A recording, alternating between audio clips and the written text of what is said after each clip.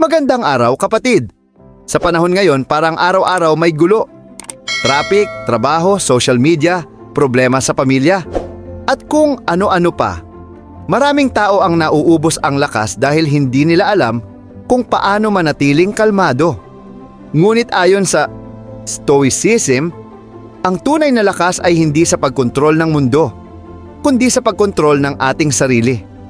Kaya sa video na ito, pag-uusapan natin ang 5 paraan para manatiling kalma kahit magulo ang paligid.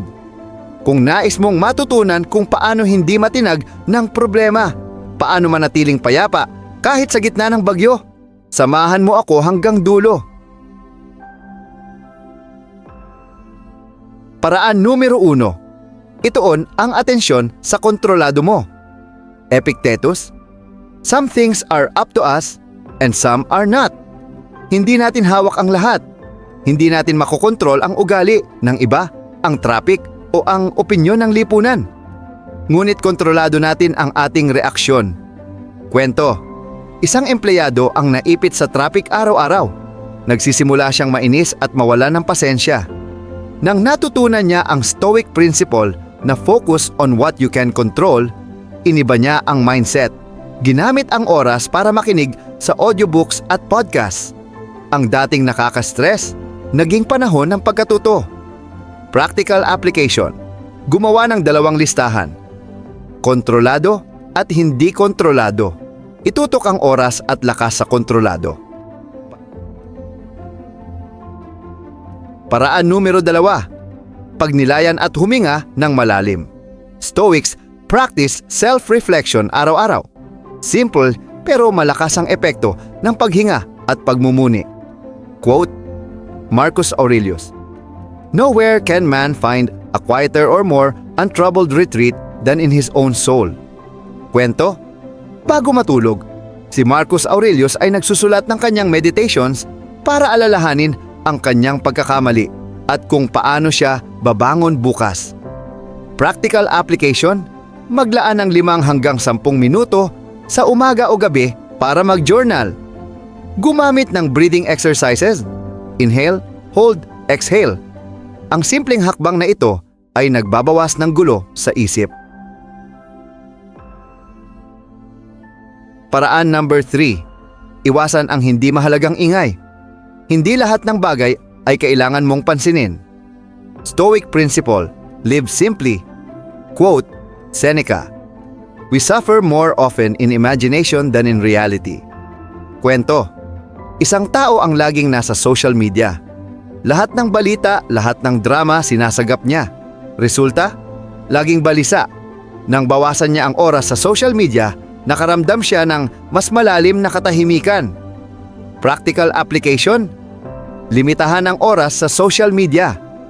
Piliin ang impormasyon na makakatulong, hindi lang makakadagdag ng stress. Tandaan, hindi lahat ng away ay dapat salihan.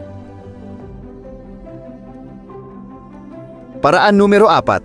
Yakapin ang pagbabago at hindi kasiguraduhan. Stoicism teaches us, everything is temporary. Kapag alam mong lilipas din ang lahat, kahit ang gulo, natututo kang maging kalmado. Quote, Marcus Aurelius, "Loss is nothing else but change, and change is nature's delight." Kwento, may negosyanteng nalugi.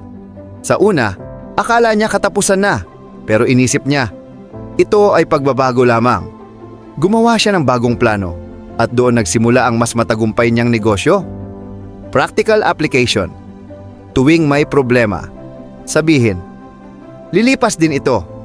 Yakapin ang pagbabago bilang bahagi ng buhay. Paraan number 5. Itaguyod ang virtue at mabuting pamumuhay. Ang Stoics ay naniniwala na ang tunay na kalmado ay galing sa virtue, pamumuhay na ayon sa tama, makatarungan, at may layunin. Kung alam mong ginagawa mo ang tama, wala kang dapat ikatakot. Quote, Epictetus, "No man is free who is not master of himself." Kwento, isang tao ang niloko ng kaibigan. Imbes na gumanti, pinili niyang magpatawad at ipagpatuloy ang tamang landas. Ang kalmadong isip ay nagmula sa pagpili ng kabutihan, kaysa galit. Practical application. Tanungin ang sarili, ano ang makabubuti? Hindi lang para sa akin, kundi para sa iba. Ang pamumuhay ng may virtue ay nagdadala ng panloob na kapayapaan. Conclusion. Kapatid, ang mundo ay mananatiling magulo.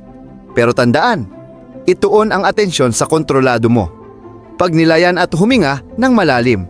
Iwasan ang hindi mahalagang ingay. Yakapin ang pagbabago. Itaguyod ang virtue. Sa Stoicism, hindi natin kailangang baguhin ang mundo para maging payapa. Ang kailangan lang ay baguhin ang ating isipan at pananaw. The happiness of your life depends upon the quality of your thoughts. Marcus Aurelius. Kaya manatiling kalmado kahit magulo ang paligid.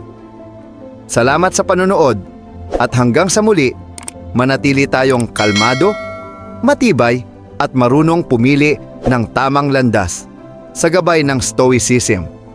Kita-kits sa susunod na episode dito sa Stoikong Pinoy.